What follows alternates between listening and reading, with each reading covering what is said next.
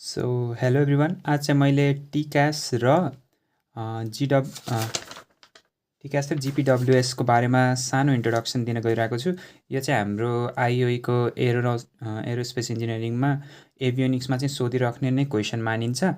अनि टिक्यास भनेको चाहिँ के हो भन्दा ट्राफिक कोलिजन अभोइडेन्स सिस्टम हो, जस्तै यहाँ पनि देख्न सक्नुहुन्छ। यसले चाहिँ के गर्छ भन्दा जस्तै दुईवटा एयरक्राफ्ट, जस्तै एयरक्राफ्ट यो एउटा एयरक्राफ्ट भयो, यो अर्को एयरक्राफ्ट भयो, यो दुईवटा हावामा उडिरहेको बेलामा चाहिँ एक आपसमा चाहिँ मिड एयर कोलिजन नहोस् भनेर चाहिँ एउटा अब त्यसको त्यो नहोस् भन्नको लागि एउटा सिस्टम चाहिँ डिजाइन गरेको हुन्छ। त्यसैलाई नै टिकास भनिन्छ।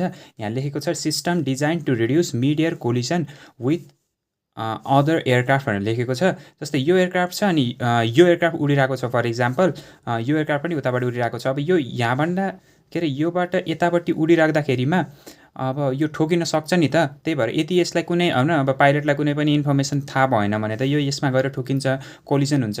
त्यही भएर यहाँ चाहिँ अब के हुन्छ भन्दा यसलाई चाहिँ दुईवटा रिजनमा बाँडेको हुन्छ। यसलाई चाहिँ आरए रिजन र यो ठुलोवालालाई चाहिँ टिए रिजन भन्छ क्या।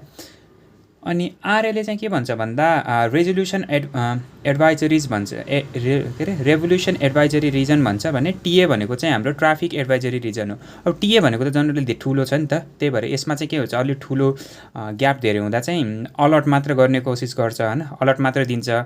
अलर्टवाला एउटा नोटिस मात्रै दिएको हुन्छ, alert pilot to the presence of the nearby aircraft होइन। यो उडिरहेछ, अब यो छ नि यो एयरक्राफ्ट, यो टिए रिजनमा पुग्यो भने चाहिँ यो एयरक्राफ्टले चाहिँ के गर्छ भन्दा एउटा अलर्टवाला एउटा सिग्नल पाउँछ क्या। अनि त्यो भयो भने बित्तिकै त पाइलट त सजग हुने भयो नि त। त्यही भएर अनि आफ्नो अब पाथ चाहिँ पाइलटले चेन्ज गर्न सक्ने भयो।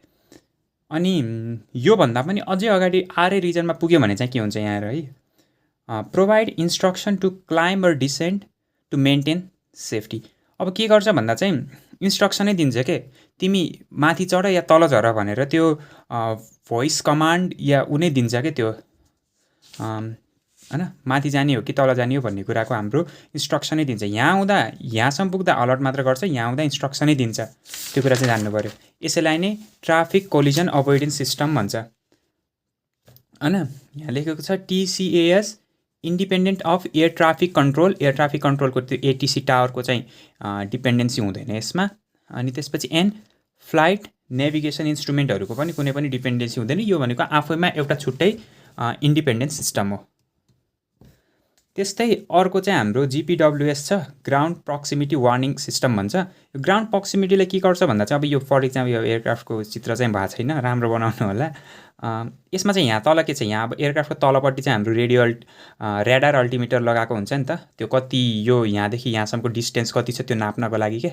अब यहाँबाट चाहिँ सर्टेन सिग्नल फाल्छ र यो सिग्नल यहाँ ठोकेर फर्किँदा कहीँ कति टाइम लाग्छ भन्ने हिसाबको त्यो क्यालकुलेसनबाट चाहिँ हाम्रो यो डिस्टेन्सको हाम्रो नर्मल एप्रोक्सिमेसन हामीले थाहा पाउँछौँ क्या। त्यही भएर अनि त्यो थाहा पाइसकेपछि अब चाहिँ यहाँबाट हुप पुलअप भनेर आउँछ क्या। मतलब हुन्छ नि अब यो त यहाँ यता बढ्दै जान्छ नि, अनि यसले चाहिँ यहाँ के गर्छ भन्दाखेरिमा डिस्टेन्स नाप्दै जान्छ।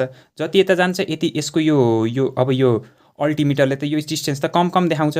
कम देखाएपछि अब यो सर्टेन अझै अगाडि गएपछि ठोकिन सक्छ है भन्ने थाहा पाइसकेपछि हुप पुलअप माथि जा भनेर यसले एउटा अडियो सिग्नलै दिन्छ, अडियो एउटा म्यासेजै दिन्छ क्या। त्यसैलाई नै ग्राउन्ड प्रक्सिमिटी वार्निङ सिस्टम। अब यो नामले पनि बुझिन्छ होला, ग्राउन्ड प्रक्सिमिटी भन्छ नि त। अब ग्राउन्डमा नठोकियोस् भनेर दिने एउटा वार्निङ सिस्टम जस्तो भन्ने बुझ न। अनि त्यही भएर अनि यो चाहिँ अब यो हाम्रो यो टेरेन छ नि त यो, त्यही भएर यो चाहिँ हाम्रो यसरी यहाँबाट जानुपर्छ भनेर यहाँ एउटा वार्निङ जस्तो चाहिँ दिन्छ। यसैलाई नै जिपिडब्ल्युएस भन्छ। यसमा हल्का एउटा रफ जस्तो छ, तैपनि यति लेखे चाहिँ पुग्छ एक्जाममा। Alter in case of dangerous flight path condition. जस्तै अब यहाँ हेर्ने हो भने यो डेन्जरसै छ नि त, अब यहाँ गएर ठोक्किन सक्छ, क्र्यास हुन्छ नि त। त्यही भएर यो डेन्जरस फ्लाइट पाथलाई चाहिँ हामी अल्टर गर्ने काम गर्छ जिपिडब्ल्युएसले। अनि यसको वर्किङ हेर्ने हो भने ऱ्याडार अल्टिमिटरले मेजर गर्छ how far the aircraft is from the ground. And GPWS computer हुन्छ नि त, अब त्यहाँ एउटा कम्प्युटर हुन्छ क्या, जसले चाहिँ त्यो अब त्यहाँको इन्फर्मेसन एनालाइज गरेर त्यही वेबको त्यही हामीले जब नर्मली फेदोमिटरले कसरी हाम्रो त्यो समुद्रको त्यो डेप्थ कसरी नाप्छ भन्ने पढेको थियौँ नि 10 क्लासमा, त्यस्तै नै हो क्या यो पनि।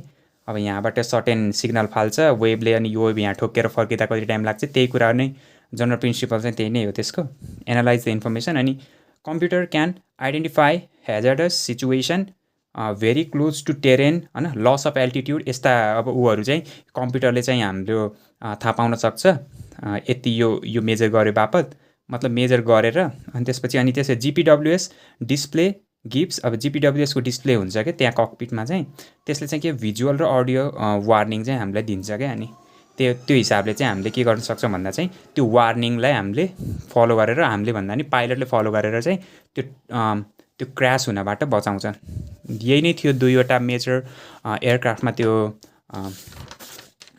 के अरे कोलिजन अभोइडेन्स र जिपिडब्ल्युएस भन्ने यो दुईवटा चाहिँ जस इम्पोर्टेन्ट नै छ क्लासमा नि डिस्कसनमा आइराखेकै हुन्छ त्यही भएर यो चाहिँ जानिराख्नु होला थ्याङ्क यू भिडियो मन परेमा लाइक गर्नु होला सब्सक्राइब पनि गर्नु होला मैले यस्तै भिडियोहरू चाहिँ बनाइराख्छु जस अब थ्याङ्क यू सो मच